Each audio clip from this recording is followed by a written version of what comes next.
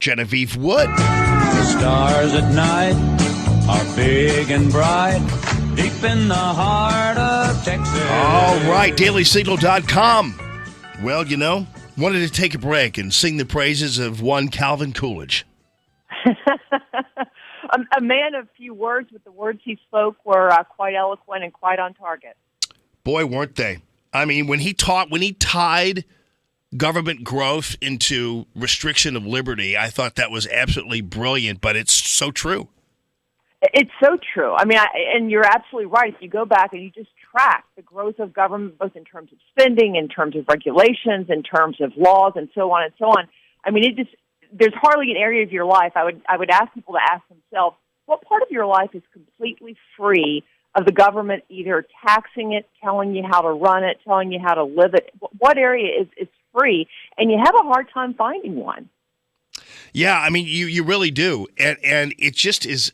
I feel bad watching that film because it was interesting how it's almost like he's kind of this voice from the grave, and kind of might as well have said, I warned you guys what was going to happen, and here we are. So yesterday, here we are. Yeah. So yesterday, Paul, what is it with these? This cannot be. If you're a Democrat, you can't possibly be hoping that the future of your party rests with one Nancy Pelosi, Elizabeth Warren, or for that matter, Maxine Waters. No, Jamie, I mean, this is, I know people have talked probably a lot about what they call the Trump derangement syndrome, TRS. And I mean, you see it on full display. I mean, especially when I was watching the Maxine Waters clips from the press conference she held, basically calling that she was already saying we should be thinking about impeaching President Trump. I mean, just hearing her words not connect.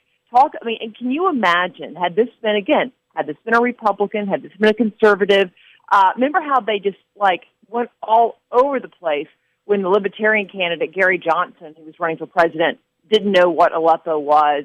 I mean, has anybody done that to Maxine Waters? And it was clear she didn't know what she was talking about. Right. Not just Aleppo. Yeah. Putin going into Korea. I mean, it was almost every sentence out of her mouth. Yeah.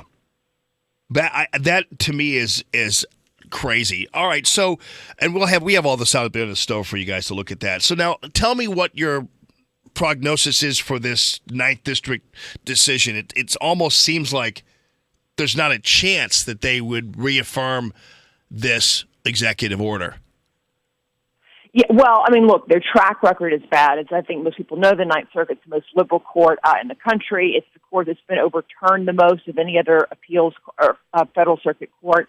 So it's got a bad track record. So that number one is bad, especially considering I just think the law and the precedent is on the administration side. I mean, the president has the authority to do what he did. And the fact that a judge in Washington State doesn't like it shouldn't change that fact.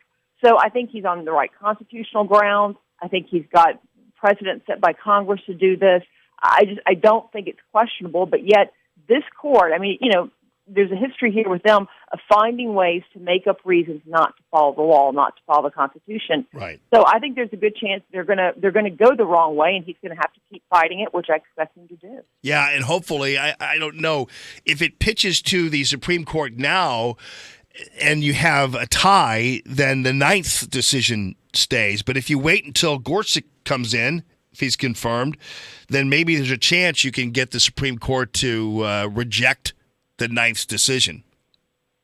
That's true, and you could also bring it back again. I mean, if it were, as you said, to happen this way, and it became a tie, and then the 9th court stay remained, they could rescind the executive order and then issue it again when Gorsuch is on the court. Right. But it's just, and there are other ways to go. I think to go around it. I think they should fight the battle they have in front of them right now.